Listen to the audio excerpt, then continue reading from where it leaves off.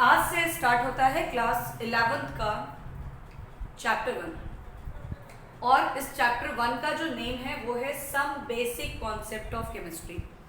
और मुझे नहीं लगता कि ये बताना ज़रूरी है कि कितना इम्पॉर्टेंट ये चैप्टर हो सकता है आप लोगों के लिए, क्योंकि इस चैप्टर का नाम ही है basic concept, some basic concept. जो भी कॉन्सेप्ट्स हैं दे आर ऑल बेसिक्स और वो सारी चीज़ें हम लोगों को यहाँ पढ़नी है, ठीक है। तो यहाँ तो सबसे पहले ये चीज़ आता है ना कि केमिस्ट्री है क्या, क्योंकि ये जो डिवीज़न है साइंस का for the convenience, what is science, सभी को पता है कि this is the broad knowledge, है ना, this is the systematic knowledge of nature around us. हमारे आसपास जितनी भी चीजें हैं जो नेचर में है ना, चाहे वो बायोलॉजिकल हो, चाहे वो फिजिकल हो, चाहे वो केमिकल हो, जितनी भी चीजें हैं उन सभी का एक जो सिस्टमेटिक नॉलेज है, एक जो ब्रॉड नॉलेज है, वही क्या साइंस होता है। तो कन्वीनियंसी के लिए, फॉर द कन्वीनियंसी, साइंस को डिवाइड कर दिया गया फिजिक्स, केमिस्ट्री एंड साइंस को डिवाइड किया गया फिजिक्स,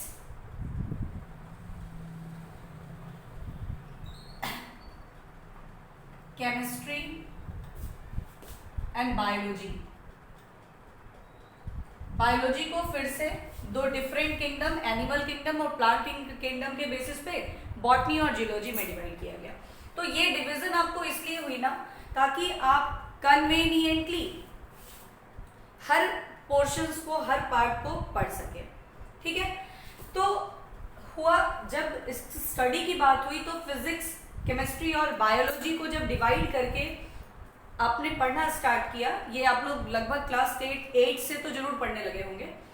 तो आप पढ़ते हैं कि फिजिक्स पढ़ रहे हैं हम, ये केमिस्ट्री पढ़ रहे हैं, बायोलॉजी पढ़ रहे हैं, लेकिन अगर कोई अचानक से पूछ दे कि अच्छा तुम केमिस्ट्री पढ़ रहे हो ना, बताओ व्हाट इज केमिस्ट्री, तो कई बच्चे तो चुप रह जाएंगे, उनको पता ही नहीं चलेगा कि भाई हम लोग क्या इसका रिप्लाई करें। कुछ बच्चे बोलेंगे science is the chemistry is the branch of science in which we study about atoms and molecules. कुछ बोलेंगे स्टडी अबाउट केमिकल्स। सारी बातें सही हैं। निश्चित रूप से जब हम केमिस्ट्री पढ़ते हैं तो हम लोग क्या पढ़ते हैं, एटम मॉलिक्यूल के बारे में पढ़ते हैं, केमिकल्स के बारे में पढ़ते हैं। बट जब आप परफेक्शन चाहेंगे इस डेफिनेशन में तो this is not a perfect definition.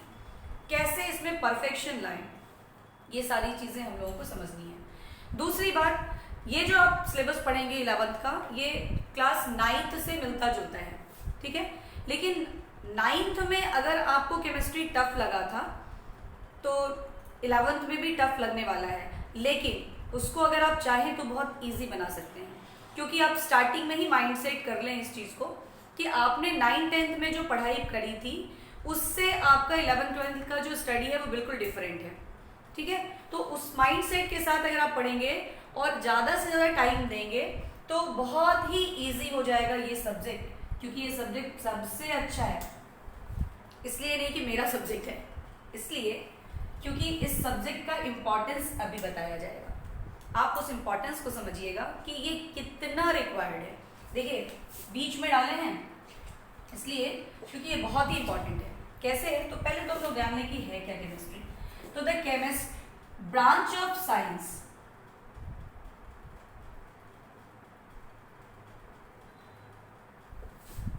in which we study about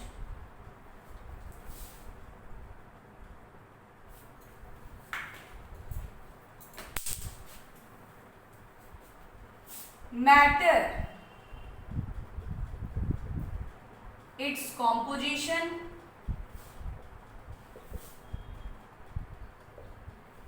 preparation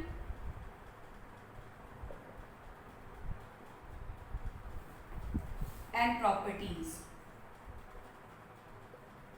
यानी ये डेफिनेशन आपको ये बता रहा है कि आप मैटर की स्टडी करते हैं, ठीक है। मैटर की स्टडी करते हैं और आप बोलते हैं कि मैम ये केमिकल की स्टडी करते हैं। पर केमिकल्स क्या है, जो भी केमिकल्स हैं they are made up of atoms and molecules. और मैटर्स भी क्या होते हैं, मैटर्स मैटर्स को हम लोग कैसे डिफाइन करते हैं? Anything which occupy space and mass, कोई भी चीज जो स्पेस ऑक्यूपाई करता है, जिसके पास मास होता है, वो मैटर है। और जितने भी चीजें हैं वो सब किसी न किसी पार्टिकल से मिलकर बने होते हैं, चाहे वो एटम हो या फिर मॉलिक्यूल हो। तो अगर हम एक परफेक्शन चाहते हैं डेफिनेशन ऑफ केमिस्ट्री में, तो ये क्या है? The branch of science in which we study about matter, its composition, किन चीजों से मैटर बना हुआ है, और जिन चीजों से बना हुआ है दैट इज एटम मॉलिक्यूल्स, इसलिए वो क्या है? स्टडी ऑफ एटम और मॉलिक्यूल को भी हम लोग केमिस्ट्री बोल सकते हैं। कैसे ये प्रिपेयर होते हैं, कैसे इनकी फंक्शंस होती है, क्या इनकी प्रॉपर्टीज होती है, ओवरऑल पूरी जो हम लोग बातें करते हैं ना मैटर की, यानी कि एटम और मॉलिक्यूल्स की, वही हमारा क्या होता है? केमिस्ट्री होता है। अब आप कहिए कि मैम ये इतना छोटा छोटा एटम और मॉलिक्यूल है, क्या इतना इंपॉर्टेंस होगा इसका कि इसको आप बोल रही हैं सबसे ज़्यादा इंपॉर्टेंट सब्जेक्ट है? तो देखिए ये इसलिए इम्पॉर्टेंट है क्योंकि हमारी जो बेसिक रिक्वायरमेंट्स है वो क्या है? वी ऑल नो कि हमारी जो बेसिक रिक्वायरमेंट है that is food, shelter and cloth. ये तीन चीज़ें हमारे लिए मोस्ट इंपॉर्टेंट चीज़ें हैं। बेसिक नीड्स हमारी क्या है? फूड, क्लॉथ एंड शेल्टर, जिसको हम लोग कहते हैं रोटी, कपड़ा और मकान। रहने के लिए घर चाहिए, पहनने के लिए कपड़े चाहिए, खाने के लिए भोजन चाहिए और सांस लेने के लिए एयर भी चाहिए। अब आप देखेंगे, अभी आपको बताएंगे कि ये सारी चीजें देखिए कैसे केमिस्ट्री से रिलेटेड है, कैसे केमिकल्स हैं, कैसे इनको केमिस्ट्री के ही पार्ट में डाला जाता है। और अगर हमारी ये बेसिक रिक्वायरमेंट फुलफिल नहीं हुई तो क्या हम सर्वाइव करेंगे? नहीं कर पाएंगे, यानी बिना केमिस्ट्री के हम सर्वाइव नहीं कर सकते। ये तो हुई survival of the life, that is the practical. अब है एजुकेशनली, एकेडमिक, इसका क्या इंपॉर्टेंस है? तो एकेडमिक इंपॉर्टेंस ये है कि केमिस्ट्री एक ऐसा साइंस का सब्जेक्ट है जो बायो से भी रिलेटेड है, मैथ्स से भी रिलेटेड है, एक पार्ट इसका मैथमेटिक्स भी होता है, और ये फिजिक्स से भी रिलेटेड है। आप केमिस्ट्री को जब सब डिवाइड करेंगे ना तो आप यू विल फाइंड कि इसके तीन पार्ट्स हैं। एक हम लोग पढ़ते हैं फिजिकल केमिस्ट्री,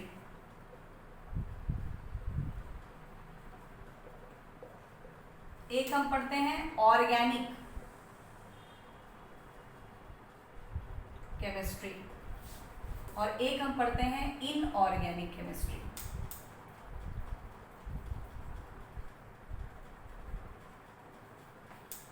फिजिकल केमिस्ट्री क्या होता है? तो all the physical phenomenas involving chemical changes, ऐसे सारे फिजिकल फेनोमेना जिनमें केमिकल चेंज होती है, केमिकल रिएक्शंस होता है, तब वो प्रोसीड करता है, वो सब फिजिकल केमिस्ट्री के अंडर आता है। जैसे आप देखिए, अगर आप थर्मोडायनेमिक्स चैप्टर को लेते हैं तो thermodynamics is a physical change, जो हीट चेंज होता है that is a physical change. गर्म हुआ तो, अगर हीट रिलीज हुआ तो एटमॉस्फेयर गर्म हो गया, हम समझ गए कि वो गर्म है, फिजिकल टच से हमको पता चल जाएगा। अगर एब्जॉर्ब हुआ तो एटमॉस्फेयर ठंडा हो जाएगा, तो हम लोग समझ जाएंगे कि हाँ एटमॉस्फेयर ठंडा हो गया है। तो ये जो चेंजेस है this are the physical changes. लेकिन बहुत सारे केमिकल रिएक्शंस ऐसे होते हैं जिसमें हीट रिलीज होती है, जिसमें हीट एब्जॉर्ब होता है। तो यानी कि केमिकल चेंज जो कि फिजिकल चेंज इन्वॉल्व कर रहा है, या फिर फिजिकल चेंज जो कि केमिकल चेंज इन्वॉल्व कर रहा है, ऐसा जो भी पार्ट्स होगा। जैसे इलेक्ट्रोकेमिस्ट्री आप देखिएगा, बैटरी में केमिकल रिएक्शंस होती है तो जाके इन्वर्टर चार्ज होता है, ठीक है। इन्वर्टर को इलेक्ट्रिसिटी देते हैं तो जाकर के बैटरी में केमिकल चेंज होते हैं। तो this are the physical changes involving chemical reaction. ऐसे जितने भी चैप्टर्स आएंगे वो सब आपको फिजिकल केमिस्ट्री के अंडर होंगे। ऑर्गेनिक केमिस्ट्री आप लोग 10th में भी पढ़े थे, 9th में भी पढ़े थे। ऑर्गेनिक केमिस्ट्री क्या होता है? The chemistry in which we study about hydrocarbons, not only carbons. इसके बारे में तो आप बहुत डिटेल में अच्छे से पढ़ेंगे। हाइड्रोकार्बन मतलब कार्बन हाइड्रोजन के कॉम्बिनेशन वाले कंपाउंड और उनसे डिराइव होने वाले कंपाउंड की स्टडी हम जिस ब्रांच में करेंगे दैट इज ऑर्गेनिक। और ये बहुत ज्यादा ब्रॉड ब्रांच है क्योंकि कार्बन एक ऐसा एलिमेंट है जिसमें इनफाइनाइट पॉसिबल कंपाउंड्स बनाने की टेंडेंसी होती है।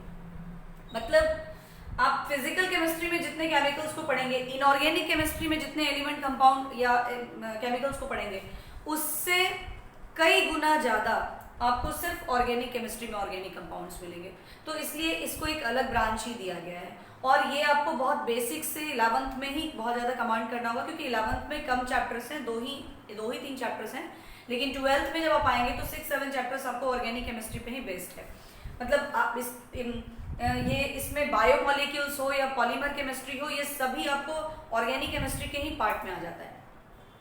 इनऑर्गेनिक में हम लोग क्या पढ़ते हैं, तो ऑर्गेनिक कंपाउंड को छोड़कर कार्बन और हाइड्रोकार्बन या उससे डिराइव होने वाले कंपाउंड को छोड़ के और भी बहुत सारे कंपाउंड होते हैं। सल्फ्यूरिक एसिड है, नाइट्रिक एसिड है, हाइड्रोक्लोरिक एसिड है, जैसे अमोनिया है, फॉस्फीन है, क्लोरीन है, ब्रोमीन है, आयोडीन है।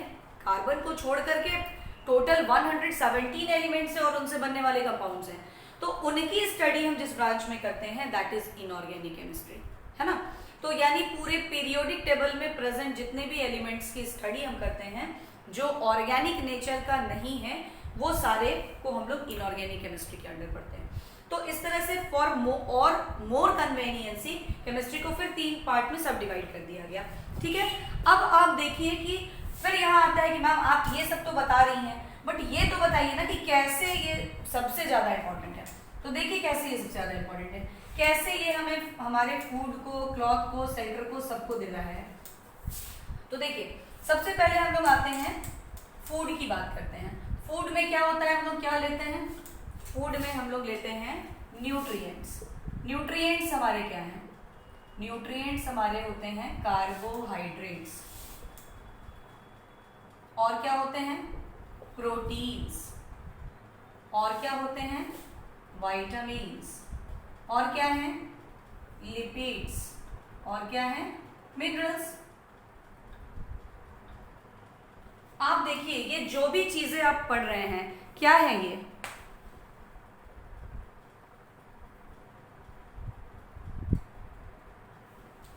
क्या है, ये बताइए आप। Carbohydrate is a combination of carbon and water, hydrate means water, इन दोनों का कॉम्बिनेशन है। Protein is a combination of amino acid, ये सब आप आगे पढ़ेंगे बायोमोलिक्यूल्स में, ये आप किसमें पढ़ेंगे बायोमोलिक्यूल्स। देखिए बायो से ये कैसे रिलेटेड है, जब हम बायोकेमिस्ट्री वाली पार्ट पढ़ेंगे ना तो केमिस्ट्री बायो से रिलेटेड हो जाएगा, ठीक है। फिर हम न्यूक्लियर केमिस्ट्री, आप देखेंगे केमिस्ट्री के बहुत सारे सब ब्रांचेस हैं। न्यूक्लियर केमिस्ट्री मेनली तो हम लोगों ने 3 पार्ट में इसको डिवाइड कर दिया, that is physical, organic, inorganic. इसके अलावा देखिए nuclear chemistry, biochemistry, medicinal chemistry,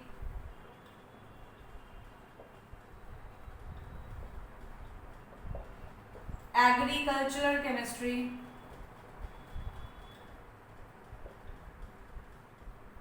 इसके बाद आप मिनरल केमिस्ट्री, ठीक है। ऐसे बहुत सारे सब डिवाइडेड पार्ट है, यानी आप देखेंगे कि मैक्सिमम पार्ट जो है यूनिवर्स का वो आपको केमिस्ट्री से ही जुड़ा हुआ है, ठीक है। तो हम सबसे पहले बायोमोलिक्यूल के बायोकेमिस्ट्री पार्ट के इस फूड की बात करते हैं कि फूड हम लोगों को कैसे केमिस्ट्री से ही मिल रहा है, हम जो खा रहे हैं वो केमिकली कैसे खा रहे हैं। तो हम कार्बोहाइड्रेट खा रहे हैं means the combination of carbon and water खा रहे हैं। प्रोटीन खा रहे हैं मतलब एमिनो एसिड खा रहे हैं, एमिनो मतलब NH2 और एसिड मतलब COH, इन दोनों के कॉम्बिनेशन से बनने वाले कंपाउंड को खा रहे हैं। विटामिन्स, विटामिन्स में आप पढ़े होंगे vitamins B, C, A, D, E के सबका कुछ ना कुछ केमिकल नेम आप लोग पढ़े होंगे, जैसे थायमीन है ना, एस्कॉर्बिक एसिड, कैल्सीफेरॉल, ये सब क्या है, this are all the chemical compounds, वो सब हम लोग यहाँ पे खा रहे हैं। लिपिड्स, लिपिड्स का मतलब हम लोग फैटी एसिड्स एंड ग्लिसरॉल को खा रहे हैं। फैटी एसिड ये क्या है, केमिकल है। ग्लिसरॉल ये भी एक केमिकल कंपाउंड है। ये सबके फॉर्मूला को आप पढ़ेंगे आगे हायर क्लासेस में, अभी तो आपको सिर्फ इंपॉर्टेंस समझना ही था। तो ये जो हम खा रहे हैं ये भी क्या है, this are also chemicals. Minerals, minerals में क्या खा रहे हैं, आयरन खा रहे हैं, सोडियम खा रहे हैं, पोटेशियम खा रहे हैं, दिस आर ऑल्सो एलिमेंट्स यानी केमिकल्स। तो हम जो खा रहे हैं वो क्या खा रहे हैं, केमिकल, ठीक है। और केमिकल्स खा रहे हैं तो उसको पढ़ेंगे कहाँ, केमिस्ट्री में, ठीक है। सिर्फ खाने तक ही नहीं, जब हम खा रहे हैं तो जो मेरा बॉडी में जो खाने का जो सिस्टम है, डाइजेस्टिव सिस्टम जो हमारे खाने को पचाने का काम कर रहा है, वहां भी केमिस्ट्री है। वहां भी जब आप पढ़ेंगे तो आप वहां देखेंगे कि वहां पे जो फंक्शंस होती है एसिडिक या अल्कलाइन मीडियम में, यहाँ जो आपको सलाइवा है वो जो फंक्शन करता है, फिर इंटेस्टाइन में जाके खाना का डाइजेशन होता है, वो सारे केमिकल रिएक्शंस के ही थ्रू होते हैं। कहीं एसिडिक मीडियम की रिक्वायरमेंट है, कहीं अल्कलाइन मीडियम, तो acid, alkali, what are this are also chemicals. तो यानी हम खा रहे हैं वो तो केमिकल ही खा रहे हैं, जिस प्रोसेस से खा रहे हैं that is also chemical process. तो इसका मतलब केमिस्ट्री तो खाने से पूरे खाने से पचाने तक के सिस्टम तक है, जरूरी है। अब आते हैं हम क्लॉथ, कपड़े जो हम पहन रहे हैं, ठीक है। अच्छा, क्लॉथ से पहले हम लोग ये देते हैं, हम लोग जो सांस ले रहे हैं, हमारे सर्वाइवल के लिए हमारा ब्रीदिंग सिस्टम भी बहुत जरूरी है, यानी रेस्पिरेटरी सिस्टम भी। तो हम जो सांस ले रहे हैं वो क्या ले रहे हैं, जो एयर हम ले रहे हैं वो ले रहे हैं ऑक्सीजन, ऑक्सीजन ले रहे हैं, कार्बन डाइऑक्साइड को रिलीज कर रहे हैं, this are also element and compounds. तो फिर हम जीने के लिए यानी सर्वाइवल के लिए खाना और सांस लेना, ये this are very important things. वो तो हम लोगों को किससे मिल रहा है, केमिस्ट्री से मिल रहा है, ठीक है। अब हम आते हैं मेडिसिनल केमिस्ट्री, क्योंकि अभी जो सिचुएशन चल रही है हमारे देश की, नॉर्मली तो बहुत सारे डिजीज होते हैं, लेकिन अभी जो सिचुएशन चल रही है, विदाउट मेडिसिन कोई भी ऐसा मेंबर या कोई भी ऐसा घर नहीं होगा। कुछ लोग जो इससे अफेक्टेड होंगे कोविड से, उनको मेडिसिन चाहिए, जो बचना चाह रहे होंगे, जो नहीं अफेक्टेड होना चाह रहे होंगे, वो भी मेडिसिन ले रहे होंगे। तो ये मेडिसिन, ये ड्रग्स जो हम लोग लेते हैं एवरीडे लाइफ में, वो भी क्या है, वो मेडिसिनल केमिस्ट्री का पार्ट है। यानी कि ये हमारे सर्वाइवल के लिए अब तो खाना से ज्यादा मेडिसिन का जरूरत है, वो भी क्या है, केमिकल्स ही है, यानी हम केमिस्ट्री में ही उसको समझेंगे। अब क्या है कि फीवर लगी और सर दर्द की दवा खा लिए तो थोड़ी ना हम ठीक हो जाएंगे। तो हम लोगों को पता होगा, तभी तो हम समझ पाएंगे कि कब हम लोगों को सिर दर्द की दवा लेनी है, मतलब कब हमको एंटीबायोटिक्स लेना है, कब हमको एनाल्जेसिक लेना है, कब हमको एंटी हिस्टामिन्स लेना है। तो ये सारी चीजें भी हम केमिस्ट्री के ब्रांच में, यानी chemistry in everyday life topic में पढ़ते हैं। बायोकेमिस्ट्री में हम लोग खाने के बारे में जाने, ठीक है।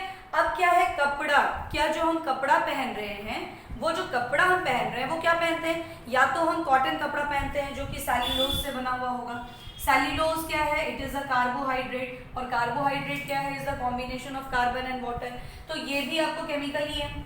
अच्छा, इसके बाद अगर हम नायलॉन पहन रहे हैं, टेरिलीन पहन रहे हैं, पॉलिएस्टर पहन रहे हैं, ये सब नाम आप सुने होंगे कपड़े का, क्वालिटी का। तो ये सारे क्या है, दिस आर ऑल पॉलीमर्स। तो एक पॉलीमर केमिस्ट्री भी होता है। पॉलीमर केमिस्ट्री के हेल्प से हम कपड़े की क्वालिटी को जानेंगे।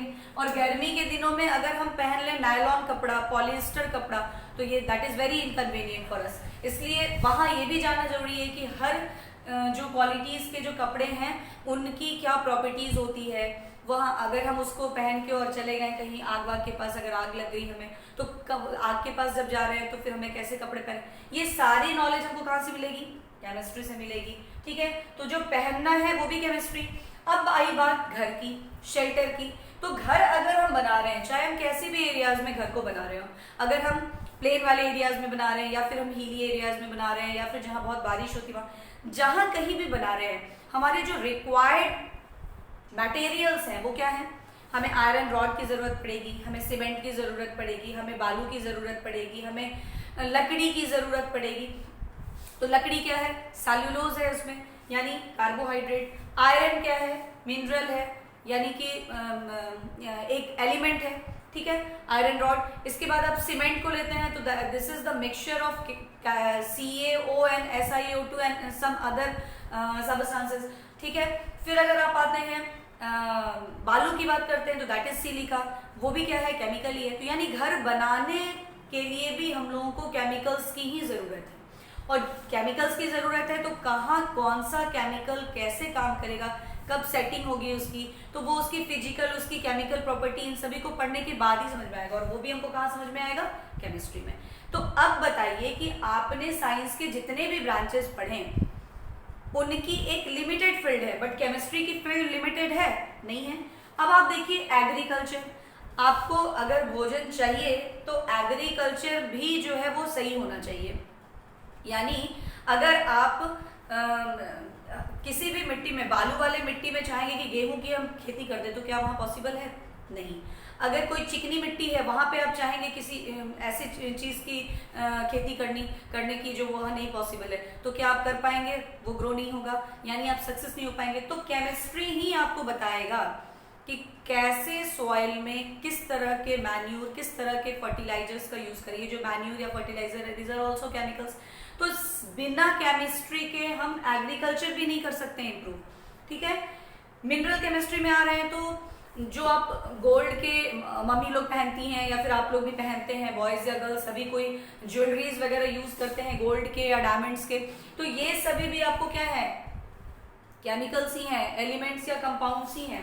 मेडिसिनल केमिस्ट्री की बात हम लोगों ने कर ही लिया, बायोकेमिस्ट्री में हम लोगों ने फूड के बारे में पढ़ ही लिया। न्यूक्लियर केमिस्ट्री, ये जो न्यूक्लियर फ्यूजन, न्यूक्लियर फिजन ये सब हो रहा है, यानी कि ये जो सन है ये कैसे फंक्शन कर रहा है, कैसे एग्जिस्टेंस है इसका, है ना, ये जो बॉम्ब्स वगैरह बन रहे हैं ये सब, तो ये सारी चीजें भी आपको क्या है? केमिस्ट्री में ही। यानी आपने देखा, इतनी चीजों को जानने के बाद आपने ये देखा कि every field of the universe is under chemistry, ठीक है ना। एकेडमिक ये कैसे इंपॉर्टेंट है, आप देखिएगा जितने भी तरह के एग्जामिनेशंस हो जाएं, चाहे वो आपको इधर साइंस से रिलेटेड नीट या जेईई के हो, या फिर आप किसी जनरल कंपटीशन की बात करें, आप सबसे हाई लेवल की यूपीएससी की एग्जामिनेशन की बात कर ले, या फिर आप एनडीए के एग्जाम की बात कर ले, एमबीए के एग्जाम की बात कर ले, किसी भी तरह के एग्जामिनेशन में यू विल फाइंड कि केमिस्ट्री से क्वेश्चन तो रहता ही है, चाहे उसका लेवल लो हो, उसका लेवल हाई हो, जैसा भी हो, बट रहता तो है, हर हाल में रहता है। इसलिए ये एकेडमिक लेवल से भी देखिएगा तो केमिस्ट्री वेरी इंपॉर्टेंट सब्जेक्ट है और दैट इज वेरी स्कोरिंग। अगर आप थोड़ा ध्यान देते हैं, थोड़ा सीरियस हो जाते हैं, तो फिर ये आपके लिए बहुत ही आपका फेवरेट सब्जेक्ट बन जाता है। लेकिन अगर स्टार्टिंग से ही आप ध्यान नहीं देंगे तो फिर ये आपके लिए बहुत डिफिकल्ट सब्जेक्ट बनने वाला है, क्योंकि इसमें जितनी बातें समझनी है उससे ज्यादा बातें रटनी है और उससे ज्यादा एक्सेप्शंस आपको मिलेंगे। आप एक कॉन्सेप्ट पढ़ रहे होंगे, उसमें एक एक्सेप्शन आ जाएगा। आप एक मॉडल को जब तक समझ रहे होंगे, वो कंप्लीट हो रहा होगा, तब तक उसका लिमिटेशन आ जाएगा, उसकी कमियां आ जाएंगी, वो फेल हो जाएगा, फिर नया मॉडल आ जाएगा। तो इन बातों पे भी फोकस करना, और एग्जामिनेशन पॉइंट ऑफ व्यू से वो जो एक्सेप्शंस होते हैं, वो जो लिमिटेशंस होते हैं, दे आर वेरी इंपॉर्टेंट। तो इसलिए आपको मेन कॉन्सेप्ट को भी जानना है, प्लस उसके फेल्यूर का भी कॉन्सेप्ट समझना है, क्यों फेल कर गया, क्यों एक्सेप्शन हो गया। तो ये सारी चीजें इस सब्जेक्ट में बहुत ज्यादा करने को मिलेंगी। आपको थॉरो स्टडी चाहिए होगा। आप ये सोचेंगे कि अच्छा अभी पढ़ लिए ना, बाद में याद कर लेंगे, हो जाएगा। अच्छा 11th में पढ़ लिए, कोई बात नहीं है, थोड़ा चलेगा, 12th में ही सीरियसली देख लेंगे, ऐसा करिएगा तो फिर ये सब्जेक्ट आपको बहुत टफ लगने वाला है, ठीक है। तो आपको स्टार्टिंग से ही सीरियस हो जाना है। और ये है हमारा केमिस्ट्री का इंट्रोडक्शन। हम लोगों ने ये जाना कि केमिस्ट्री है क्या, केमिस्ट्री का इंपॉर्टेंस क्या है, chemistry other branches of science से कैसे रिलेटेड है, और हमारे पूरे यूनिवर्स में ये कैसे छाया हुआ है, ठीक है। तो इसलिए अभी भी आप लोग ये एक्सेप्ट कीजिए, केमिस्ट्री सबसे अच्छा सब्जेक्ट है और सबसे ज्यादा इंपॉर्टेंट भी है, ठीक है। अब हम लोग आते हैं some basic concept of chemistry में हम लोगों को पढ़ना क्या क्या है, ठीक है। इसमें हम लोग क्या पढ़ने वाले हैं वो हम लोग देखते हैं।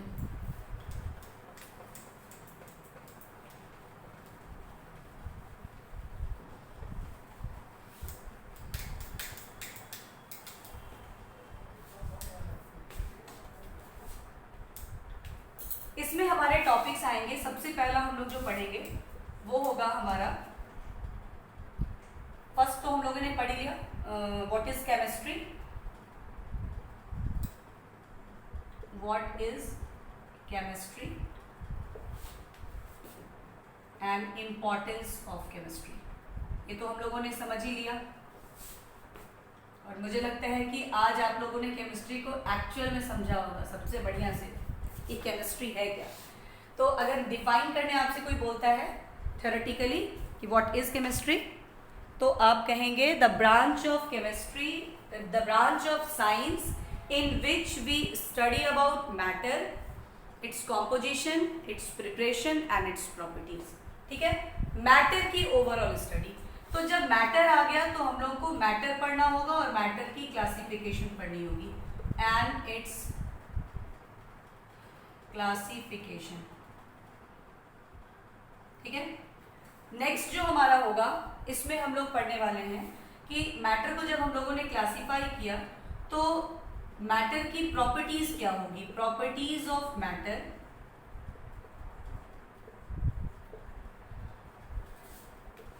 एंड इट्स मेजरमेंट, है ना, और इसका मेजरमेंट हम करेंगे। तो मेजरमेंट करने के लिए हम लोगों को यूनिट की जरूरत पड़ने वाली है। तो जो नेक्स्ट टॉपिक हमारा होगा वो होगा यूनिट, और यूनिट को कन्वर्ट करने का भी हम लोगों को तरीका आना होगा। तो unit and unit conversion is the next topic. फिर हम लोग करेंगे यूनिट कन्वर्जन के बाद मेजरमेंट्स में कुछ अनसर्टेनिटी आ सकती है, तो अनसर्टेनिटी इन मेजरमेंट हम लोग करेंगे।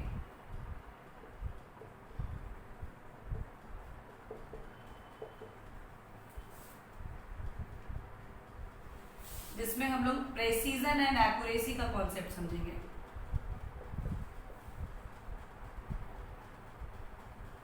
और फिर सिग्निफिकेंट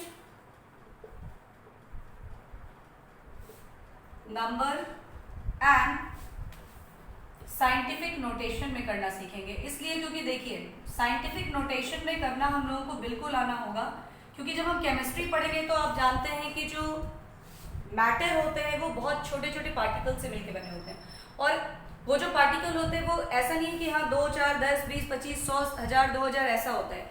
ये बहुत ज़्यादा अमाउंट में अवेलेबल होते हैं, और ये इतने ज़्यादा होते हैं ना कि 0.0000000000023 टाइम्स 0 इतना आगे होता है ये।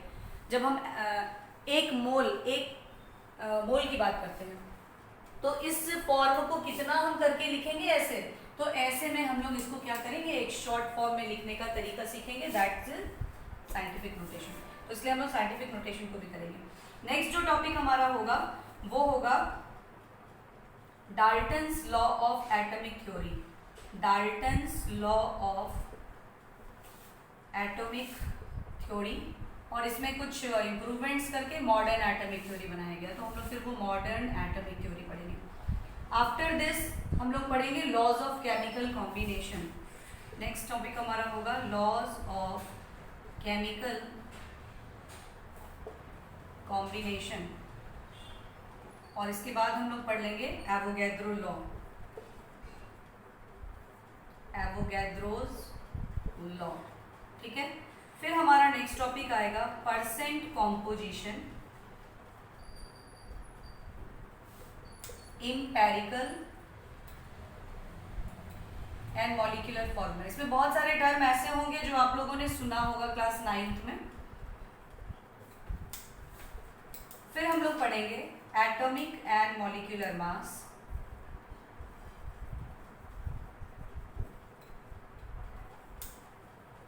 यहां तक के टॉपिक्स को पढ़ने के बाद जो हमारा टॉपिक आने वाला है वो इस चैप्टर की जान है, इस चैप्टर का सबसे स्ट्रॉन्ग पॉइंट है, और वो आपको इतनी अच्छी तरह से समझना होगा,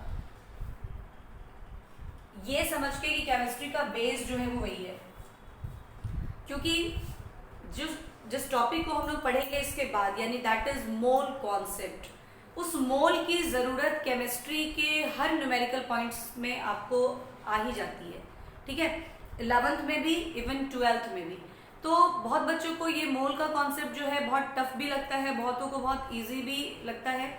वो डिपेंड करता है कि आपने कितनी सीरियसली अपने लेक्चर्स को अटेंड किया, कितनी सीरियसली अपने लेक्चर्स को समझा, और अगर आपके डाउट्स हैं तो आपने कितनी सीरियसली उसे अपने एजुकेटर से डिस्कस किया।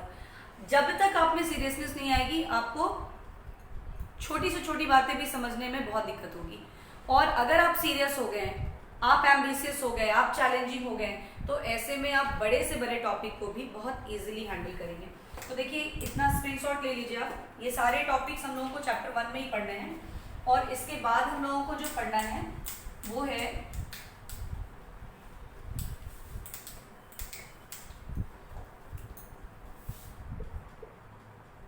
Mole concept, very important. बहुत बच्चों ने 9th में बहुत प्रैक्टिस किया होगा इसमें, लेकिन कुछ बच्चों ने बिल्कुल नहीं किया होगा, तो यहाँ तो आपको करना ही पड़ेगा, ठीक है। इसके बाद आप पढ़ेंगे मोल कॉन्सेप्ट हो गया, फिर आप पढ़ेंगे केमिकल स्टोकियोमेट्री,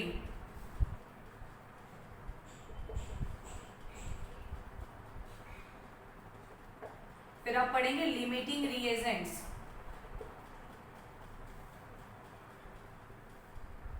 और लास्ट आप पढ़ेंगे मोल कॉन्सेप्ट इन सॉल्यूशन। इतने सारे टॉपिक्स जो हैं हम लोगों को इस चैप्टर में यानी चैप्टर 1 में पढ़ने हैं, ठीक है। इसके बाद जो हमारा नेक्स्ट